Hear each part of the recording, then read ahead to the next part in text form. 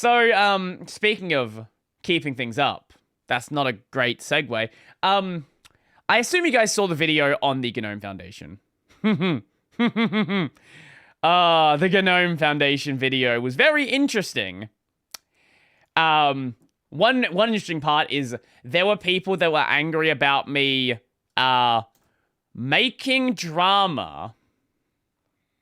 Yes, I am the one that was making the drama, not the people that caused the drama. No.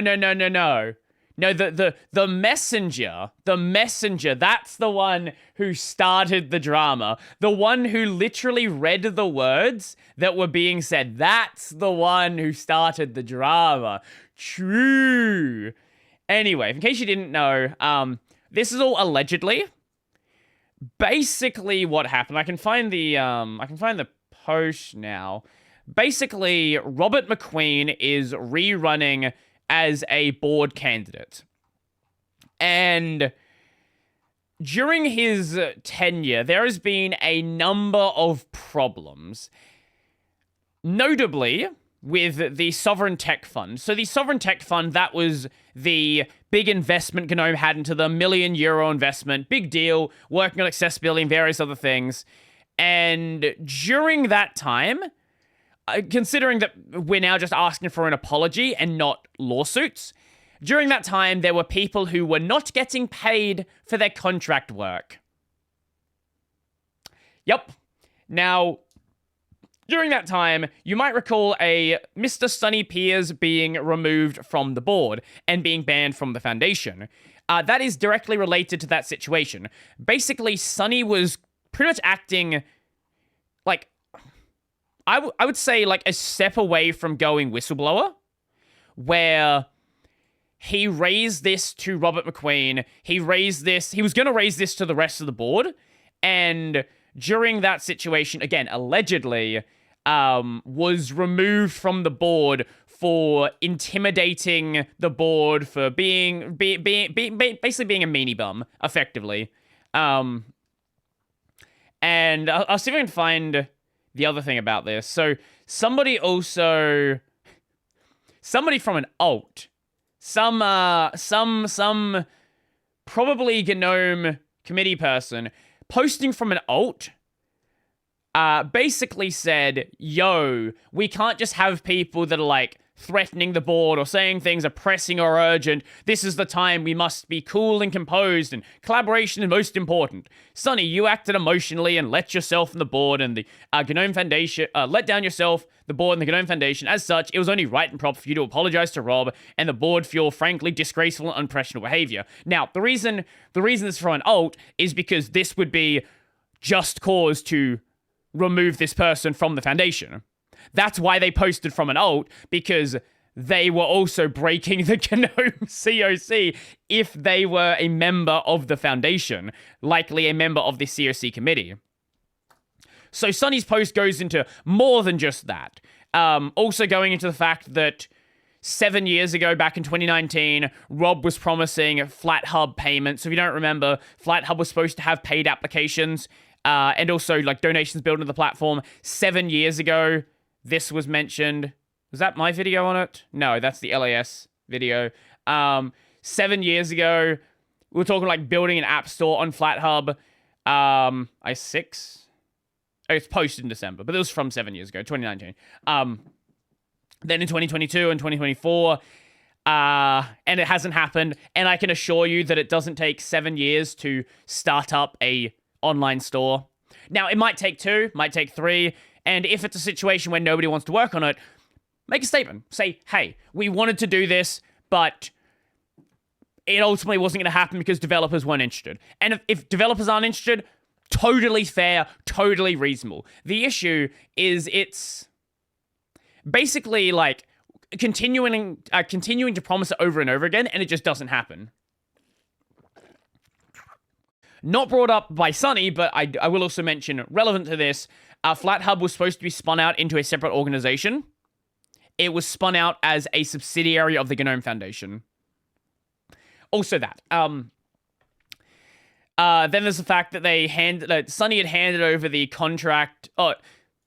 Sunny and Tobias, who were both like running it together, basically handed things over to the GNOME Foundation to continue the STF project, and they completely dropped the ball because KDE is now being funded, and I have a feeling KDE is probably going to go for another funding round. But Sunny makes claims in here like Rob tried to sort of sabotage Sunny's ability to communicate with the board, to hold a meeting, to make it aware that things were happening. Sunny got permanently banned and then unbanned. And then when Sunny tried... Firstly, Sunny was running a mini Guar deck, which I think is very interesting. I have a feel... He's not confirmed this with me, and I've not seen it anywhere out there. I have a feeling Sunny was sort of in the motions of sort of splitting the GNOME community, right? If you set up a mini Guar deck, you set up your own Guar deck, that's going to eventually be like in direct competition with main Guar deck, right? And for the people that only go to one convention each year, there's going to be people that make that decision on one or the other. But when he was doing that, when he was trying to arrange meetings to explain things to the board, he was banned again. It was very messy. Oh, other very interesting thing there, and it feels like a giant conflict of interest, and I don't know why the GNOME Foundation allows this. You can be both on the board and the CRC committee at the same time. So if you're on the board and, here you go.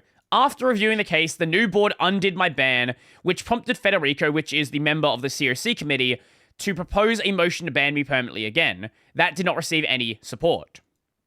But that was acting as a member of the board. He's also a member of the CRC committee, and that means they can just entirely circumvent the board and just hand out bans whenever they want. If someone is on the board, the CRC committee can't do that. But if it's just like a regular foundation member, the CRC committee has complete free reign in who they ban for whatever reason. Which is, again, you shouldn't be able to be on the board and the CRC committee at the same time. In fact, the board should have complete oversight of the CRC committee. Now, following Sunny putting this out, well, actually, before Sunny put this out, Jordan Petratus had already put out this, like, fairly angry comment about Rob. Notably, a very important part is, you know what? It's fucking crazy to me that GNOME people are actually admitting that this happened at some point, where the GNOME Foundation almost went bankrupt. I remember talking about this, and a bunch of people have talked about this, and I was told, no, trust the plan, trust the process. The foundation has to spend all this money, and we're at a point now where GNOME people are being like, hey guys, what the hell happened? Why did we almost go bankrupt? Let alone hiring Holly, which felt like just a weird choice anyway. But following that post from Sunny, there was like there were replies here from Robert, and there were replies from another person who's already been in the thread. But there was also the comment here from Sebastian again, who I think the interesting thing is I think a lot of people are not yet fully willing to commit. So we've got a lot of people. This thread is really, really, we'll call it hot. A real hot thread. And that's without including the stuff that is being hidden, like the things I showed you before, which have not existed in the thread for about a day or two now, because they got directly hidden, because that CRC committee member got called out for posting on an alt. But we have a couple of people in here, like Jonas, like Sebastian, who are being like, and also like Sunny, who's not a member of the foundation anymore, so his comment doesn't really have any direct weight, who are saying, I don't trust Robert to run on the board again. But you're also seeing other people who are directly supporting this. So you have, let's see, we had foundation director, we have GNOME team member Shri. Isn't Shri... Hold up. GNOME Wikipedia. Sorry, just need to double check something. GNOME shell.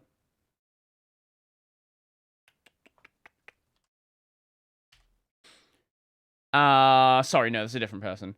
GNOME project, wait. No, okay, sorry. I thought it was a different person. Yeah, anyway. This person's been around the project a long time anyway. They're both supporting Robert running. You also have, where is he?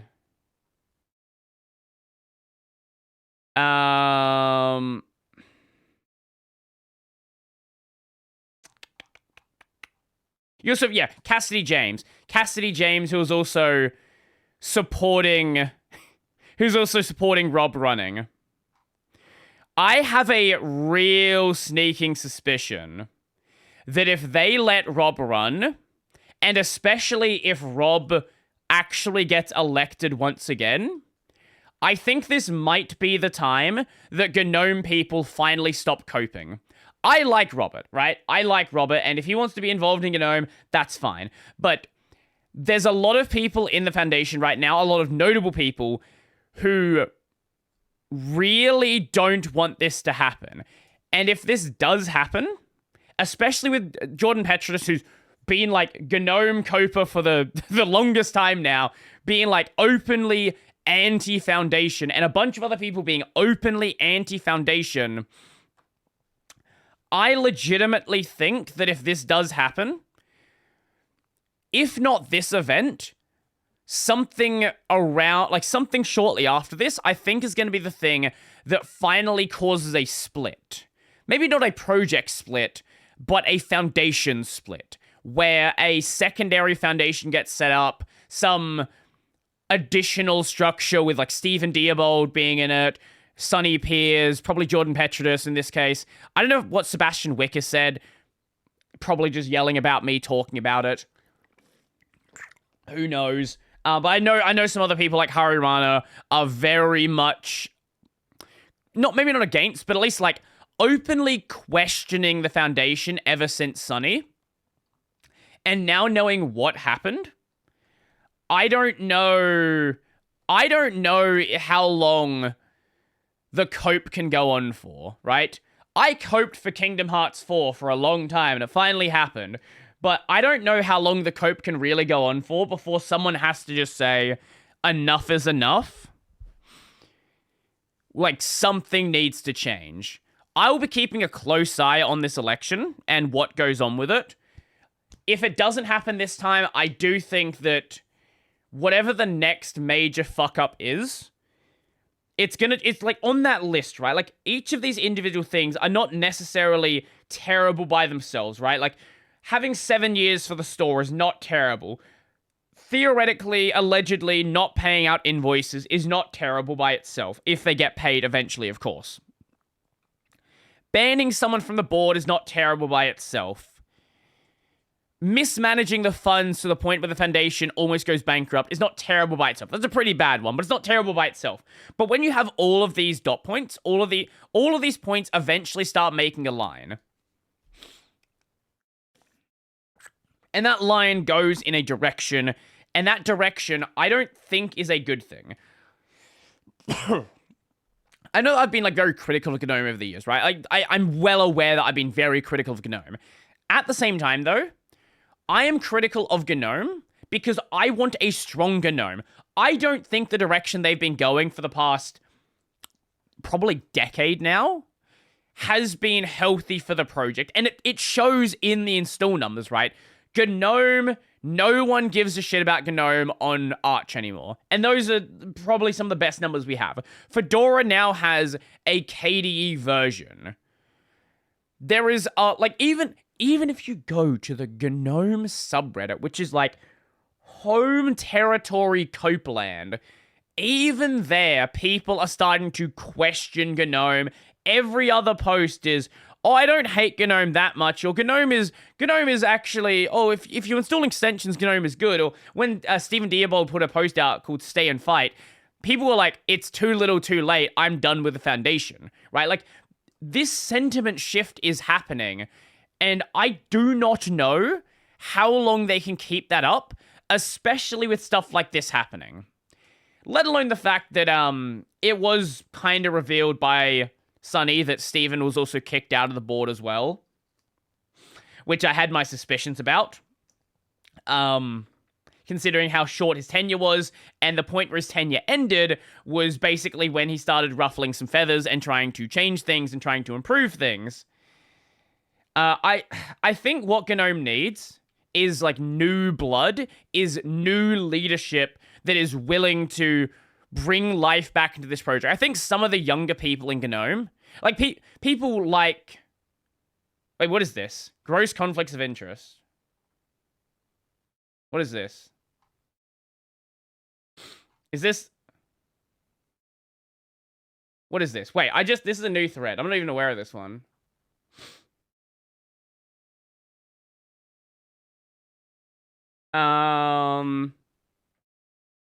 Wait, this is like a day ago this was posted.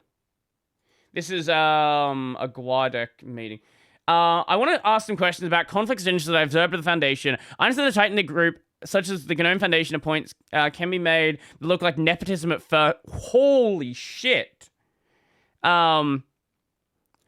Since most Foundation members are not interested in being actively involved, however, it seems that over time, this situation has corroded some fundamental principles around conflict of interest. Specifically, you must not place people in positions where they can abuse their power and to favor people close. Jesus fucking Christ. Yeah, okay, I think there is like a high chance. What does Steven say here? We got some mixed terminology. I have not read this thread. I'm like just seeing this now. It's a long thread as well.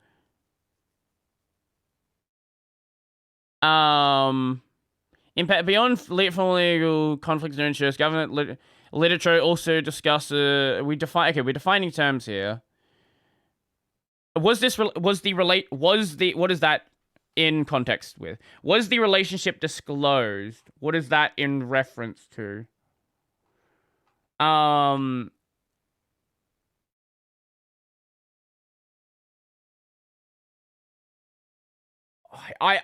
okay, I'm gonna go read this. I'm gonna read this in my own time. But it's, you know, the thing I said that was gonna happen, I think is starting to happen. I think I think that like there's starting to be like a cleanup of, or at least if not a cleanup, at the very least an acknowledgement of the rot. An acknowledgement of the rot in the Foundation that needs to be ironed out. Because most of the rest of what's going on here, like most of the rest of what's going on, people are just chilling. COC reforms. Oh my god, another one? Tobias Bernard.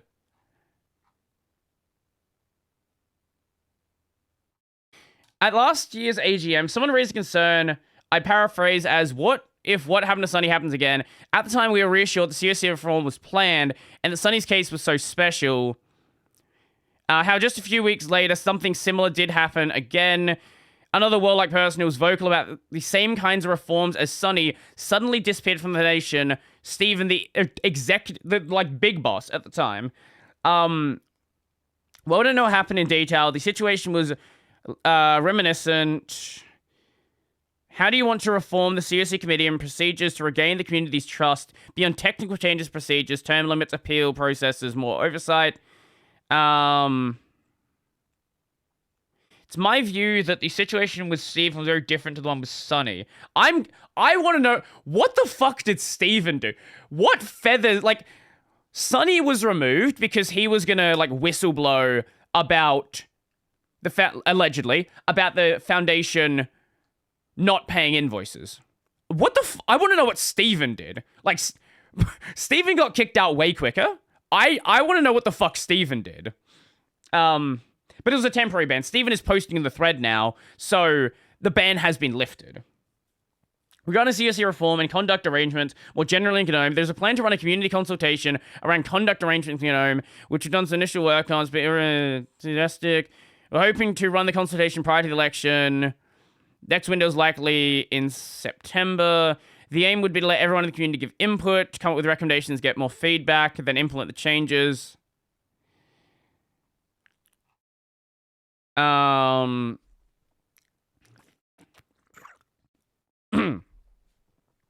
I direct personal experience with exactly this problem in a trade union. I was later elected. I learned the actual reasons for the exclude.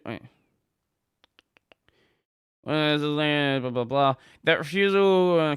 This is what opacity costs and is why I believe in radical transparency at a fault. I like this guy. I don't know what he stands for, but I like this guy just on this stance. Concretely, this means the community should always know how many procedures are currently before the COC committee and the status of each one. The transparency reports are already a very good start. Yeah, they are posting these like weekly or monthly reports now about what they're doing. It's not even like real transparency. It's just literally just effectively meeting minutes. That is how opaque the foundation was. Transparency upstream makes accountability downstream unavoidable. I also support term limits, fair enough, and stagger rotation for COC committee members. So term limits, and you can't go back into the COC committee immediately after you were last in it. I think that's also a reasonable thing. So if there is a bad person, you can get rid of them, and they can't go back in for X number of time, year, 2 years, whatever system they want to go with. I'm aware this creates real risk in an organization like ours, where many things are public and written individuals could easily be identified. Both the person raising a concern and the person being investigated. Sure, but I think at the end of the day, that should be public. Finally, I propose that each AGM, members elect an independent oversight committee drawn from Foundation members who are not board members. That I think is interesting. With the mandate to audit COC. I think this guy is fixing for a ban. Holy shit. Okay, I like this guy. Guillaume Bernard? Sorry. Give me... let us... how to say... I think it's Italian? French. Apologies. Hi everyone, and welcome back to How to French, the channel where we help you sound... Oh, you can't hear my desktop audio. Oh, okay. Why can't you hear my desktop audio? That is a question. Right. Okay. Properties? Device? Default. If I play that again, can we hear it? Native speaker, one word at a time. I'm Mark, and in this video, let's get started. Today, our school yet enduring name is Guillaume. Okay, there we go. Guillaume? Is that right? I don't know. I'm not French. Anyway, not important. I got sidetracked. So, auditing from the Foundation members, that report will be submitted to and approved by the AGM. I recognize you would like to require amending the bylaws, as I see no mention of already. The measure of success is simple. The next time something difficult happens, Foundation explains what process was followed, and the community can verify it. Holy shit. Okay, I like this guy. On a committee about sexual abuse and harassment. I've attended in-person workshops and also conducted training for my colleagues. There are clearly defined guidelines internally public to be followed when a complaint is made. See, that's the thing about Sunny's case, right? They didn't state anything of what he did, so people were speculating, did he, like, assault someone? Did he sexually assault someone? He didn't. He was just a meanie bum, but, like, because there was no explanation, people were just, like, running wild. Concerns have been raised that some respondents were not adequately informed of the allegations against... Oh yeah, Sunny also allegedly, didn't even know why he was removed, and therefore had no opportunity to present their position. If true, this should be addressed. While it's important to protect privacy and sensitive details, investigation concludes without consulting the individuals directly is incomplete. In addition, a key priority would be broadening and strengthening the pool of candidates eligible to serve on the conduct committee. The ED, president, vice president can serve as temporary members with appropriate training. This list can be expanded to include more community members. Again, I don't think sitting board members should have anything to do with the COC committee. I think that is a massive conflict of interest, but who knows if they're going to do that. Finally, for more serious cases, a member with relevant experience in governance mediation. Sure, okay, I think this is mostly reasonable as well. So it sounds like a lot of that like ironing things out stuff is already starting to happen. So I think I think if Robert is allowed to run again, if he is especially voted in, I think this might actually really cause a shift. Like, shifts are already happening. I think if it goes even further, I think it'll be hard to not cause a shift to happen. Yeah, I wish the new blood some the best of luck. I do. I hope things go well for you guys, because I think you're in for a very, very rocky time if things are not properly handled here.